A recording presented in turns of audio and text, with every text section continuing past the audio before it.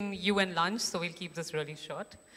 We will give you enough insights, and like preschools, tend to be they're the largest segment, but tend to be the most ignored. So we're going to make sure that we speak really quickly and let you guys head out to lunch. So my name is Priya Krishnan. I've been thrown into the moderation of this panel, and really just going to pass on to everyone. Just wanted to give a little bit of perspective in terms of preschools in general. Some facts that maybe you know, some of you don't. This part of the education spectrum is largely ignored because there are no consumer outcomes that are defined. So like schools where people get into colleges and colleges where they get into postgrads and jobs, etc., preschools, people have no expectation. So I see that as a benefit to the industry in general. But as a result, it's the lower end of the spectrum. One very interesting aspect is it's probably one part of the education spectrum where the consumer of the service is different from the payer of the service. As children grow older, they're able to say what's going on with them in school. Whereas in preschools, when you ask a little child, what did you do in school? All they say is, I played and I played and I played and I played. And so it's very, very important that as providers, we look at the understanding that the parent's paying for the service, but the person who's consuming the service is the child. I heard a lot of comments around differentiation yesterday. How do you individualize teaching? I think the highest degree of differentiation takes place at this age because, at 2 years of age, you have children who can speak really well, who can articulate themselves, and you have to make sure that each one of these are addressed within the classroom itself. And I think the most important fact is 0 to 3 are the most formative years. 90% of a child's brain develops during this period of time. And by age 8, personality is largely developed, and hence the importance of this. The space is really, really critical. So with that context, I'm really going to request each one of you to keep it short and succinct in terms of saying, how we're looking at innovation and collaboration. Innovation from the perspective of operations within the preschool, curriculum within this preschool, and engagement with parents. And I'd like for you to spend some time on that, given this nuance of consumer and parent being different. The second aspect is in terms of collaboration and the need to collaborate, because each one of these are small units. How do we come together, share best practices, learn from each other, and sort of institutionalize knowledge more actively? So should I start with you? Hello, my name's Naila. I think you already mentioned. I'm the Executive Director of Kids World Group and Coal Corporation. And I think what you brought up is really important. You brought up the importance of preschools. And like you said, I think it does go largely ignored. But as we all know, if more than 90% of our brain is developing under 6, under 5 actually, and the sensitive periods of development for speech, language, all of the things that we're talking about from an outcome-based perspective in primary and middle school, if that's happening under 6, then we really do need to take a look at what pedagogical approaches we're using for early education.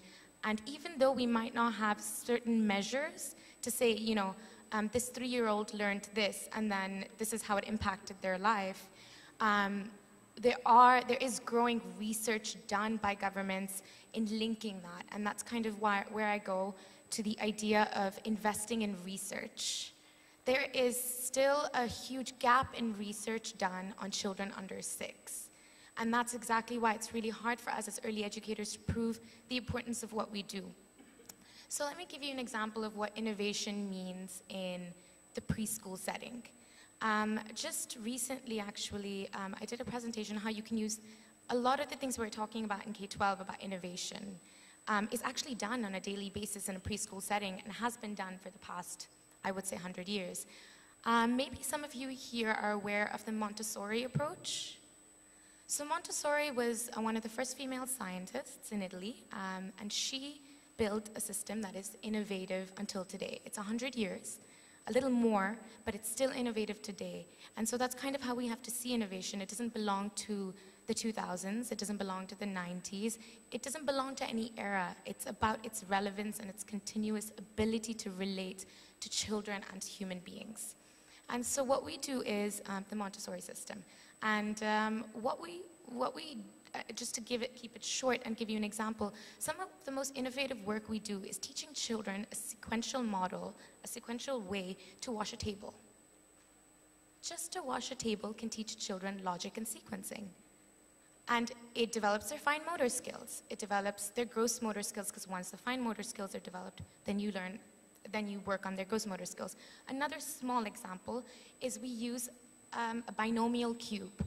I wasn't very good at math when I was in school, but I'm learning a lot of math teaching little children. So we use a binomial cube. Have you heard of the formula a plus b squared? And if you don't know the answer to it, it doesn't really matter. But I remember learning it and I was told to memorize, memorize, memorize. Montessori, who developed the system 100 years ago, in her nurseries, they had learned a plus b cubed at the age of 4 and 5. Because basically what it means is you use a cube. It's the formula of how a cube is made up of. And that's how amazing, simple innovation in a preschool setting can teach children the fundamentals of what they're going to learn 8, 9, 10 years later. And I would really like to see more research done in more and more approaches, not necessarily from the perspective of technology. Technology is a tool, it's a facilitator. It should not replace education. And I'd like to maybe pass it, and then maybe we can discuss it. Good afternoon, ladies and gentlemen. I'd like to thank Digital Learning for inviting me here. It's been a wonderful experience so far, yesterday and today. Heard a lot of insights into education, technology, artificial intelligence. And I'm glad that they gave preschools at least one slot. I'm glad. So considering that that's the biggest market right now, and which is the most unorganized sector, especially in India, and even in the GCC, I find that it's largely unorganized. And I think there's a long way that we have to go. I think they have rightly put out a point about collaboration. And I think we require some kind of a body, and we're actually in the process of trying to create something like that. And I think we all have to get together to try and create some kind of a body, share knowledge with each other, share experiences, because we're all trying to do something different, and we're all following different pedagogies. We are fortunate that we are not bound by any framework. There is no fixed curriculum like you have it in the full schools. So we have a lot of freedom. We're allowed to do things, experiment with things, do a lot of research. So I think in terms of collaboration, I think it's high time that we all got together and created some kind of a body that allows us to, share knowledge. Now, coming to innovation, we have gotten into this technology debate, whether technology is important, it's not important, what's the line, what's the sacred line that you don't cross, where do you draw the line? I think in terms of preschooling, it is a little difficult because the parental involvement is extremely, extremely important. We have to make sure that the parent knows what the child is doing, what we are doing with the child in the school. They're so interested in knowing what's happening with the child in the school that we've kind of created an application. So we're in the process, and what we do in that is we give out regular notifications. We give them highlights, insights, and so what's going to be covered in this particular month. We also provide them with CCTV access inside the school, which takes care of safety, which is another major, major concern for parents when they're leaving the child in the school. And that's in terms of innovation that we have been working on. And like she rightly said, she spoke about Montessori.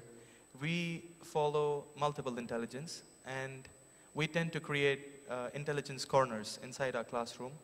And the child is free, to an extent, to explore each corner. If the child wants to get involved with, say, pretend and play, the child is allowed to do that. If the child's interested in, say, solving a puzzle, he's allowed to do that. While the teacher acts as a facilitator and orients the child. Once he has done something sufficient in that particular corner, moves him to the next side and introduces that particular child to each intelligence, each knowledge area, making sure that the child has got sufficient exposure for the time that the child spends in the classroom. Now, that is in terms of innovation. Investment. Now, when we talk about investment, I think she rightly put it that a lot of research is still required, because 90%, that's a huge number. The neurological brain, neurons that are getting set in the brain is already 90% done by the time the child is 6 years old. And that's the period that we tend to most neglect. It's not to say that if the child does not go to a preschool, the child's not going to learn anything. But the amount of exposure that a child gets during this period ensures that maximization of the ability of the child and making sure that the child reaches its full potential. That is what we ensure in a preschool. And before I pass it on, just a small point I'd like to make. We have missed out childcare in this particular topic. And I think that is extremely, extremely important. Especially in our country, that's in India, there is this taboo with leaving the child in daycare. There is this concept that, oh, you know, she's not bothered about the child, the mother is leaving the child in daycare, she's moving around. We have tried our best to educate the parents and make them realize that no, you have to come to our school and see the difference in between a child that goes to daycare and a child that does not.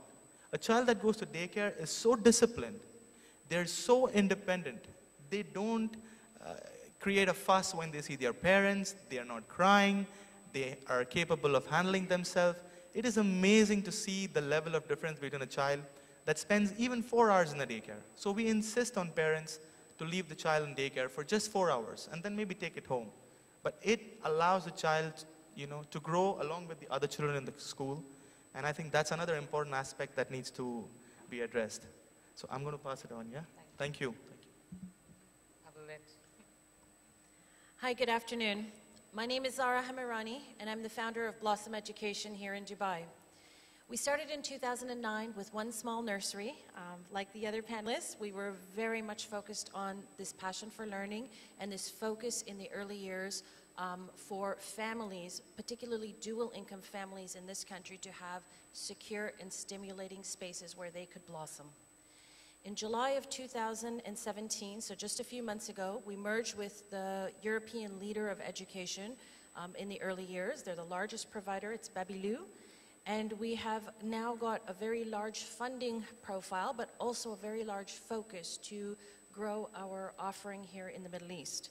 So from Egypt to Saudi Arabia is my new remit of growth. We currently only have 10 centers, but we are 10 centers with the largest number of children attending in the UAE. We sit on a lot of government boards. We sit on the United Nations with the Global Compact, and we do this because our company is founded on the principle of triple P. This is the idea of people, planet, prosperity. Education for many of us is a mission. It is not a business. It is something that we do from our heart, and therefore when we set up this company, we set it up like a cooperative, and we look at every single decision that we make in our company with these three impact points. We are green, LEED certified. We focus a lot on making sure that our children are in secure environments. For me, as my profession, I'm a corporate lawyer, I'm in finance, but I focus a lot on risk. I teach risk mitigation at university. And I teach this because in the early years, nothing is more important than security. And so it's really important, as Naila mentioned, to look at innovation from this perspective. Look at people beyond education, people who have not only gone up through the ranks of being a teacher to a nursery leader or a head teacher or a principal, but look for people in other occupations with other ways of thinking and other reference points. And for me, this is truly what innovation in education is all about. Maria Montessori was a doctor. If you look at the Steiner approach or you look at the Reggio approach, these tend to be really strong early years pedagogical operations that work. Well, you know what? They were usually done by people who came from outside of that particular learning space. And this is not only true for education. This is true for almost any sector. Probably the best doctors are people who did undergrad in something else. Why? Because if you've done undergrad in engineering or material science, you will probably be a better person to build a stent for when you go into cardiology, because you'll have thinking that is slightly outside of the box. We know this is important in education right from the beginning, from the zero approach, but something that is really focused for us is, in this jurisdiction particularly, is keeping it simple. And we need to do this because there are so many opportunities for people from around the world to come over here and teach, and there is no common sense or common way of thinking. And so what we've done at Blossom and at Babilou is to build our own pedagogy, to build our own way of accessing the world. And this is called Sky Garden, and Sky Garden has a very, very simple approach. We learn through our senses. We learn through our sense of sight, our sense of smell, taste, touch, and hearing. So in order to use this approach, we do a variety of experiments with our children. We have a variety of multiple intelligence corners, and we have a curated classroom, but we also have ways of thinking that our children tend to approach by doing simple things. If I have in my hand, one hand salt and one hand sugar, you would look at it. Would you know the difference? No. Would you be able to know the difference if you touch it or if you listen to it fall? The way you're going to know usually the difference is going to be by tasting it, because your taste receptors will tell you the difference between sugar and salt. And this and another 90 experiments are done every single year by our children, so that they are not the people who consume information, right? They are the people who create information. They are not the people who are actually, when they use their iPads or when they use technology, people who simply go on games and say, I can learn my math or my Arabic or any other thing on that, because it's great. We all can afford technology, and we can use it as passive consumers, using someone else's approach. But the real way of learning in the early years is when they use things like Seesaw, when they use things like, Class Dojo, to document learning and ways of thinking themselves, to showcase it, to have a way of allowing for parents to see it. Because we know in the early years that parent intervention is very important and parent support is very important.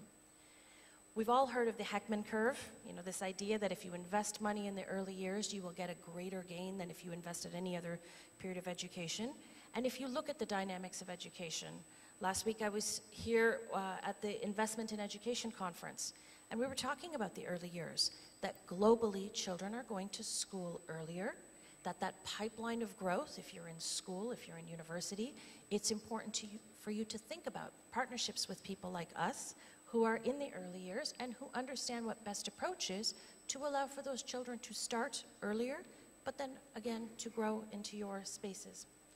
We welcome speaking to you, and in terms of a last thought, I think one of the things that we believe in more than anything else is this idea of positivity. If you believe and if you instill in children an idea that they can do, that they're confident, that they have the discipline, the resilience, this we use at our system called bucket filling, which is by Tom Rath, How Full Is Your Bucket? But this idea of really building up these things early on in life, a shared vocabulary, you will end up with a knowledge destiny that grows with you as you continue your education support. So I will pass it on to my colleague, and I know we're sitting between you and lunch, so we'll hopefully be able to speak to people outside during the break. Thank you.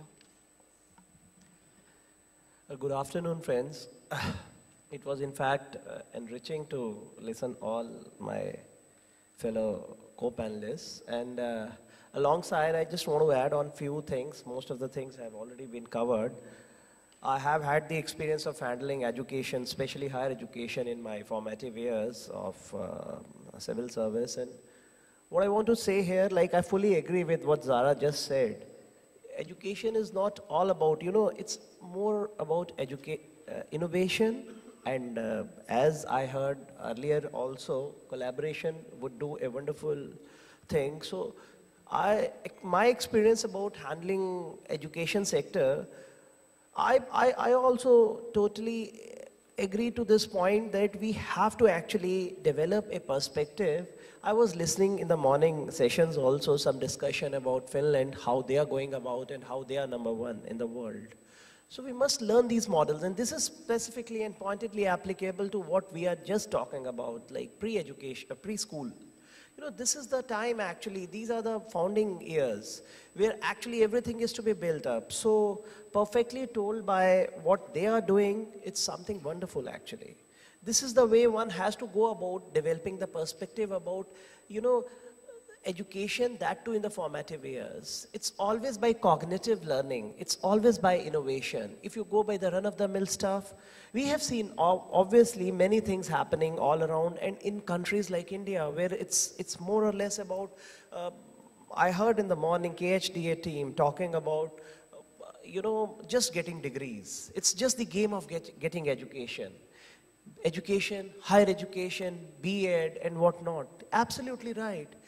While handling education sector, a lot of, in fact, I will share my own experience. We used to get a lot of applications to open up more higher ed institutions in different parts.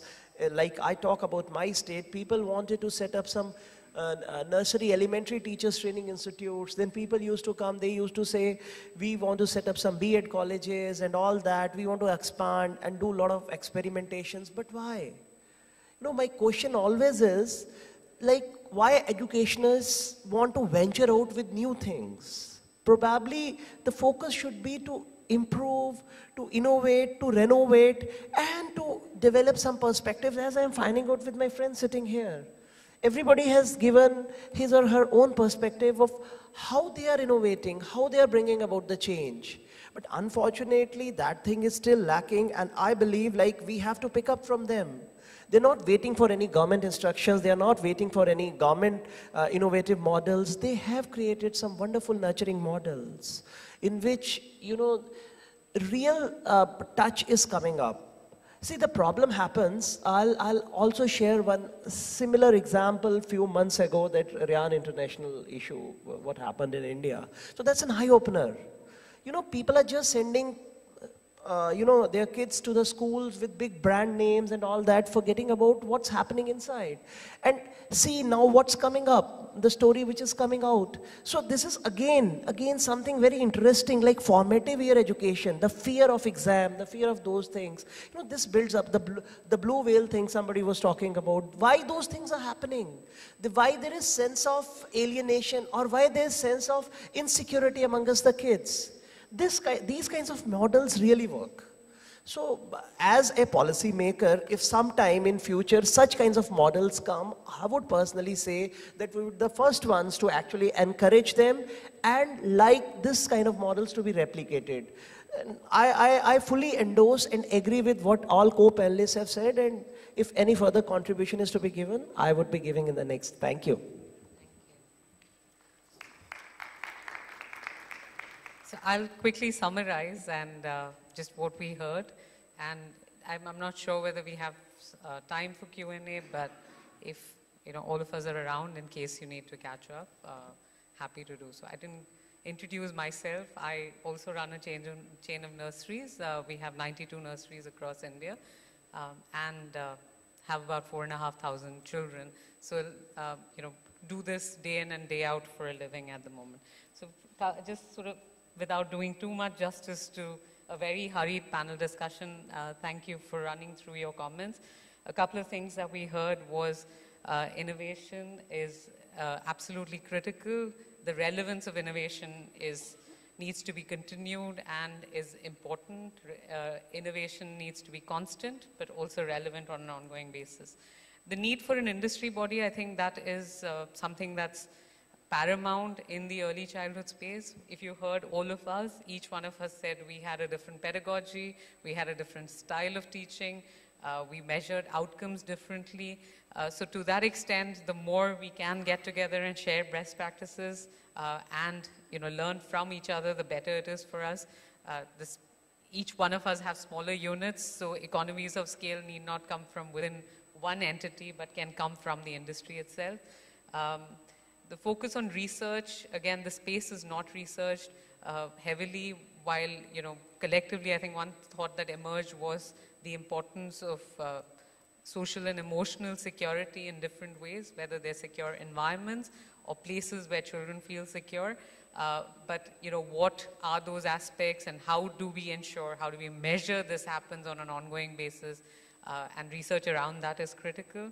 I found a very interesting point in what you said, Zara, which is, the learning from other industries, learning from other aspects in terms of, so all of us come from different backgrounds, but at the end of the day, we're able to go back and contribute to these industries. So it's not necessary that only educationists need to do this. If anything, there's a need for more and more non-educationists to come into this space.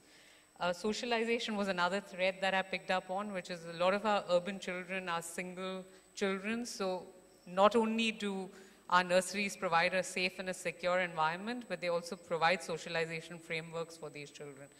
So whether it's in the context of childcare or in the context of how they're learning from each other, these spaces are safe spaces where they're learning from older children and younger children. And the relevance to this is in higher ed, I cannot begin to explain in a, we take all afternoon, but the key thing is, if we're able to retain creativity at this age, chances are we will be able to retain that creativity as they go into schools and into later ages. So thank you very much. Thank you for being a patient audience.